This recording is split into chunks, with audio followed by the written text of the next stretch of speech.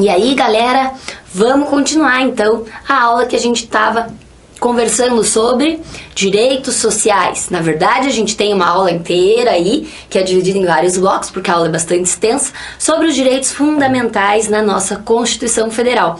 E a gente estava falando, então, no último bloco, sobre o capítulo 2º da Constituição, né?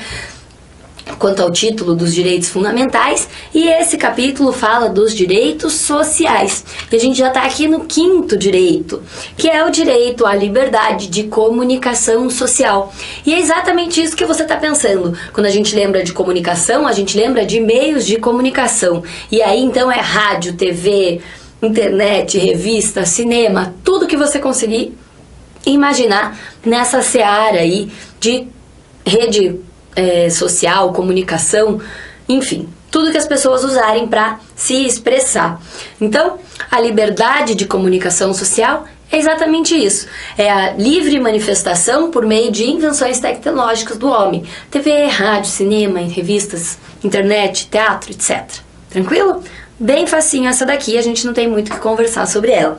E aí, ainda falando dos direitos sociais, do capítulo 2º, a gente tem aí o direito ao meio ambiente, que também é uma matéria que cai na prova da ordem.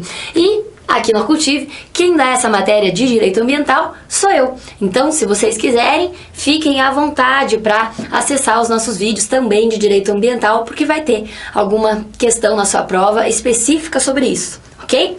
Então vamos lá. O direito ao meio ambiente, aqui eu tenho que falar de modo bem resumido para vocês, não posso me estender muito, porque a gente está falando de direitos humanos, né? Então, o meio ambiente, gente, ele é sim um direito de todo mundo. Por quê? Porque todo mundo tem direito a ter um meio ambiente saudável. Isso em todas as relações, né? Tanto na relação da natureza quanto na relação do trabalho. Lembrem disso, que o meio ambiente não é só árvores e passarinhos e animais, né? Então a gente tem que sempre pensar de uma maneira holística, mais ampla. Então o meio ambiente, ele é de uso comum, ele é de todo mundo e todo mundo tem que preservar. Ele é essencial à qualidade de vida, porque se a gente tem um meio ambiente saudável, a gente tem saúde, a gente tem qualidade de vida. E também ele serve para defender aí e preservar as futuras gerações. Por que esse direito serve para preservar as futuras gerações? Porque, gente, se a gente destruir tudo que a gente tem agora aqui, né, falando aí de meio ambiente, o que vai sobrar no futuro para os nossos filhos, para os nossos netos? E tudo bem, você não quer ter filhos nem netos, mas ainda assim o mundo tem que existir para outras pessoas, né? Existem outras pessoas que vão estar aí e as nossas ações aqui, elas vão se prolongar ao longo do tempo, as consequências. Então, a gente precisa agir de modo consciente quando a gente fala de meio ambiente. E por quê? Porque ele é um direito fundamental na nossa Constituição Federal e o governo tem que sim, o Estado tem que sim garantir para nós. E também a preservação da diversidade, tanto da fauna quanto da flora, e a não destruição. Então, quando você pensar em meio ambiente, lembra de qualidade de vida, de futuras gerações, de preservação e de não destruição, ok?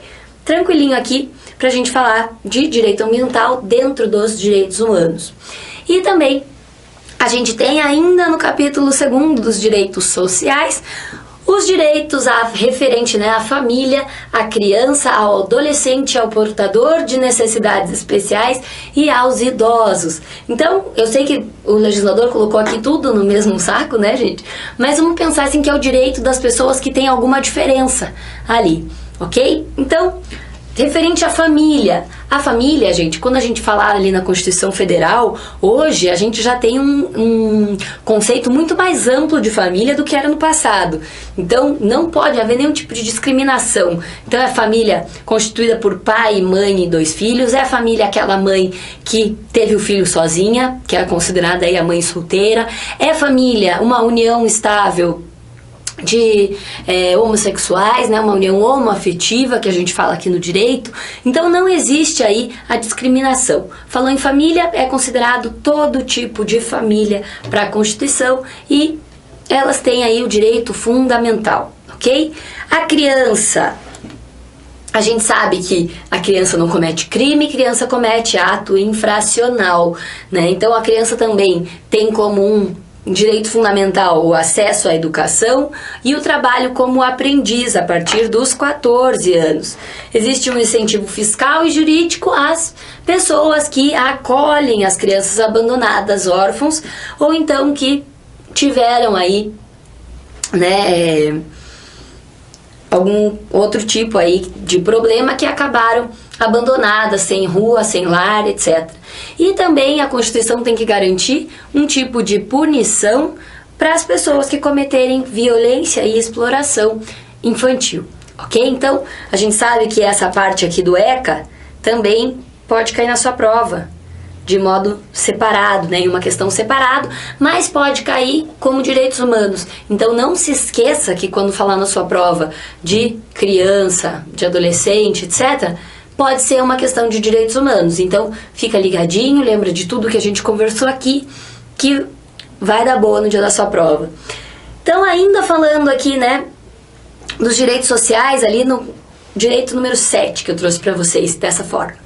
Então, as pessoas com necessidades especiais, elas têm que ter um tratamento adequado, especializado na área da saúde por parte aí do Estado. O Estado tem que proporcionar isso, o Estado tem que proporcionar uma inclusão dessas pessoas na sociedade, no trabalho, na escola, na facilitação do acesso dessas pessoas dentro de prédios, de shoppings, de igrejas, de transporte coletivo, um modo fácil para elas se locomoverem nas calçadas. Enfim, é uma série de coisas aí que vai poder cair na sua prova falando dessas pessoas com necessidades especiais. E eu quero que você lembre que, independente do que for cair, você lembre que, se for para ajudar essa pessoa a se incluir em algum desses tipos de coisas que eu falei aqui para vocês, que vocês lembrem que é um direito fundamental, que elas têm que ter uma vida isonômica a daquelas pessoas que não têm as necessidades especiais que elas têm, ok? E dos idosos, a gente tem que lembrar que existe aí, né, o Estatuto do Idoso e que também eles possuem direitos fundamentais por estarem nesta condição. E eles têm que participar da vida comunitária, tem que ter o amparo familiar, tem que ter gratuidade no transporte coletivo, dentre outros direitos aí, porque são direitos fundamentais a essa categoria. E aí a gente vem também falar de direitos sociais como os direitos trabalhistas. E eu sei que essa parte aí é uma das suas preocupações também para a prova da ordem. Não só o direito do trabalho, mas também o direito processual aí, né? Do trabalho. Então o que eu falo aqui com vocês é de modo muito superficial, para a gente só lembrar que o direito ao trabalho é um dos direitos fundamentais, porque a pessoa tem que trabalhar com dignidade, ela não pode ser explorada, ela não pode ser torturada, ela não pode ser escravizada por causa do trabalho, porque ela tem direitos fundamentais, simplesmente pela sua condição de humano. Então não importa aí se ela é trabalhador urbano, trabalhador rural, trabalhador doméstico, enfim. Então eu trouxe aqui nos slides para vocês, mas a gente não vai falar sobre isso, né? Exatamente, se vocês quiserem, pega o slide para dar uma repassada, mas não deixa de estudar direito trabalhista também, ok? Que também cai na sua prova e várias questões dessa matéria, é muito importante. E aí eu trago para vocês aqui, de modo muito rápido, a liberdade sindical, que também é uma modalidade de direito fundamental, que é a criação de sindicatos, exceto, né, mais de um por base territorial, mas, né, tem que ter essa livre criação aí, né, dos sindicatos quando não houver, etc. E também a desfiliação e a filiação das pessoas poderem aderir a esses sindicatos e deixar de aderir quando elas quiserem. Os sindicatos, eles então vão representar as pessoas, né, os trabalhadores, como uma pessoa jurídica. E também um dos direitos fundamentais é o direito de greve. Sim, ele é um direito fundamental, que é a paralisação do trabalho, né, pelos colaboradores aí por algum motivo relevante, ok? Então, vamos passar aqui para o nosso terceiro capítulo. E aí eu vou colocar um N. Esse aqui a gente não vai ter muitas complicações. Esse é mais específico, né? Esse terceiro capítulo aí. Os dois primeiros capítulos que abrem muitos outros direitos que vocês podem confundir entre um e outro. Mas aqui é mais tranquilo. Então, vamos lá. Nacionalidade é o vínculo jurídico-político que uma pessoa tem com o seu estado. E aí, como que a gente cria esse vínculo? Pode ser de diversas formas. Então eu vou mostrar para vocês aqui hoje tudo que pode cair lá na sua prova da OAB. A primeira modalidade, né, de aquisição da nacionalidade, que é a aquisição primária, então, é adquirir a nacionalidade por meio do nascimento. Você nasceu naquele estado, você é um nacional daquele estado. E a secundária é a aquisição adquirida, que é tanto por vontade do indivíduo e também com o consentimento do Estado. Então precisa o indivíduo manifestar a sua vontade e o Estado consentir com essa vontade daquele indivíduo, ok? E aí a gente tem algumas palavrinhas que você tem que saber para o dia da sua prova. Estrangeiro é aquele que é vinculado a um país estrangeiro, que veio de outro país. O apátrida é aquele que não tem pátria, que não tem vinculação com nenhum país. Então ele pode perder a nacionalidade ou ele pode simplesmente nascer sem. Isso acontece bastante em casos de guerra, quando os países estão em guerra, ou então a pessoa tem os pais de um determinado país, nasceu em outro, esses países estão em guerra, ele não reconhece o nascimento daquela pessoa. E sobre esse assunto tem um vídeo muito interessante de uma entrevista que eu coloquei na minha página do Facebook para vocês. É muito legal a história dessa menina, que ela é uma apátrida e ela conseguiu a nacionalidade brasileira quando ela veio para cá. Mas ela tem pais de diferentes países, que cada país, né, do pai e tanto da mãe estavam em guerra, ela nasceu nesse conflito aí e ela ficou sem registro. Então ela não existia perante nenhum país. Então olha que complicação isso, né, gente? Então não deixem de assistir, que isso pode ajudar para sua prova. E também você vendo outras coisas, né, o mesmo conteúdo de outras formas diferentes, ajuda para sua memorização aí no dia da prova. Então tá lá na minha página no Facebook, dá uma procuradinha que você vai achar. É uma entrevista no programa Encontro, ok? E o polipátrida é aquele que tem mais de uma nacionalidade, ele tem vinculação com mais de um país. E o cidadão é exclusivamente aquele que goza de direitos políticos. Então, nem todo nacional é cidadão, porque ele às vezes pode não gozar dos direitos políticos daquele lugar.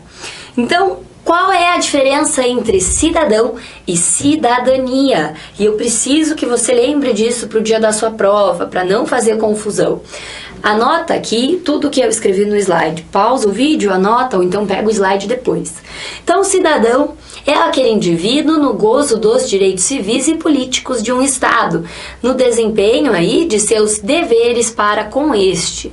Então, por exemplo, aqui no Brasil, votar é um ato obrigatório para todos os cidadãos. A pessoa que não vota não está aí cumprindo o seu dever, não está em dia com os seus deveres para com o Estado. A cidadania, por sua vez, ela é um conjunto de direitos que dá à pessoa a possibilidade de participar da vida e do governo do seu povo, votar e ser votado, com seus respectivos deveres, como também o direito de ser respeitado, tratado com dignidade, como ser humano independente de sua cor, raça, crença religiosa, opção sexual, dentre outros, ok? Então não confunde cidadão com cidadania. E vamos falar um pouquinho de nacionalidade no Brasil, já que a gente está falando do terceiro capítulo, direito à nacionalidade. Então aqui no Brasil a gente tem 2 critérios para uma pessoa ser considerada um nacional brasileiro. O critério do ius soli, ou então ius loci, e pode aparecer essa palavrinha aqui na sua prova, tá? Então anota no caderno, ius soli, ius loci, que é o critério aí que considera nacional quem nasce dentro do país. Então toda pessoa que nascer aqui no Brasil vai ser considerado um brasileiro, tirando as exceções que a gente já vai ver, ok? Então existem exceções. Pode ser que uma pessoa nasça no Brasil e não seja um brasileiro? Sim, mas tem algumas coisas aí, alguns requisitos para cumprir, não é bem assim, ok? Então, pelo critério da localização, quem nasce no Brasil é brasileiro. A gente já vai ver as exceções. E pelo critério do sangue, que é o critério ius sanguinis, que vai dizer o que para nós, gente? Considera-se nacional o indivíduo filho de nacionais. Então, a pessoa que nasce em outro país, mas é filho de pai e mãe brasileiro, também é considerada um brasileiro. E a gente já vai ver mais um pouquinho sobre isso. E pode aparecer, então, como o critério da consanguinidade, ok? Então, vamos lá. São brasileiros natos pelo nascimento, pelo ius soli, ok? Tá lá no artigo 12 da Constituição Federal, se você quiser abrir e acompanhar pelo seu vademecum aí. Letra A. Os nascidos no Brasil, ainda que de pais estrangeiros, desde que não estejam a serviço do seu país. Então, olha aqui só. Se nascer fora do território brasileiro, precisa ser filho de pais brasileiros, ok? Mas se vai nascer no Brasil e os pais não forem brasileiros, a pessoa é brasileira sim, mas essas pessoas não podem estar a serviço do seu país. Então, por exemplo, se vem para cá um casal francês que está servindo o governo francês, eles vêm para trabalhar aqui e a mulher acaba tendo o seu filho aqui no Brasil. Esse filho não é brasileiro porque eles estão a serviço do governo francês. Então, é isso aqui quer dizer. Então, nasceu no país que tenha pais estrangeiros é brasileiro, a não ser que os pais estejam a serviço daquele país de onde eles são. Tranquilo? Aí, a letra B. Nascidos no estrangeiro, de pai e mãe brasileiros, desde que qualquer deles esteja a serviço do Brasil. A mesma coisa serve, no caso do exemplo francês, para pessoas brasileiras que estejam em outro país servindo o Brasil. Por exemplo, o casal de diplomatas, né? A pessoa ali trabalha a serviço do país e está em serviço em outro país. Está morando lá para trabalhar para o Brasil. Mas o marido e a mulher são brasileiros, então o filho deles vai ser brasileiro, por mais que não tenha nascido no território do Brasil, ok? Os nascidos no estrangeiro, de pai e mãe brasileira, desde que sejam registrados em repartição brasileira competente ou venham a residir no Brasil e optem a qualquer tempo, depois de atingida a maioridade, pela nacionalidade brasileira. Então, ó, essa letra aqui, letra C, a gente tem 3 coisas para analisar nela, gente. Vamos por partes, aqui, ó. Nasceu no estrangeiro, pai e mãe brasileira, que registrem a criança numa repartição brasileira competente, a pessoa é brasileira. Pai e mãe brasileiro, que teve o filho no estrangeiro, mas que depois voltem a residir no Brasil. E, a qualquer momento, essa pessoa que nasceu lá fora, queira, depois da sua maioridade, adquirir a nacionalidade brasileira, ela só vai requerer isso perante os órgãos competentes aqui do Brasil e ela vai ser considerada aí um brasileiro, ok? Então, um brasileiro naturalizado, gente, quem que é? É aquele que, na forma da lei, adquire a nacionalidade brasileira. Então, é pela lei, não é pelo nascimento. Então, oriundos de países de língua portuguesa, em residência no Brasil por 1 ano ininterrupto e idoneidade moral, ele pode sim requisitar a sua naturalização como um brasileiro, ok? Para os demais estrangeiros que não venham de países que falam a língua portuguesa, precisa de 15 anos. 15 anos ininterruptos no Brasil, manifestação de vontade, tem que pedir pela naturalização e ausência de condenação penal. Essa pessoa não pode ter sido condenada aí por nenhum crime, ok? E a Constituição, então, vai prever igualdade de tratamento para os brasileiros natos e para os brasileiros naturalizados, mas vai ter algumas exceções. E aí a gente tem vários tipos de naturalização para a gente entender o que é isso, gente. Então vamos lá. A naturalização ordinária é para quem tem permanência no Brasil, mora no Brasil há 4 anos, sabe ler e escrever o português e não tem condenação superior a 1 ano. Condenação aqui é penal, tá? Essa vai ser a naturalização ordinária. A naturalização extraordinária é para quem mora no Brasil há 15 anos e não tem condenação penal. Naturalização provisória é para um estrangeiro admitido no Brasil durante os primeiros 5 anos de vida, estabelecido definitivamente no território nacional. Então essa é a naturalização provisória. A transformação de uma naturalização provisória é indefinitiva, gente. Ela tem que ser solicitada até 2 anos após o atingimento da maioridade. Então lembra aqui, ó, provisória, o indivíduo tem que passar os primeiros, 5 anos da vida dele no Brasil. E aí ele adquire uma nacionalidade provisória, porque ele está morando aqui a partir ali, dos 5 primeiros anos de vida dele. E aí transforma-se depois essa provisória em uma naturalização definitiva. A naturalização especial, então, vai ocorrer por casamento de integrante do serviço exterior brasileiro em atividade ou com pessoa a esse serviço do Estado brasileiro no exterior. Então, por casamento também pode adquirir a nacionalidade, mas tem que ser a serviço do Brasil no exterior.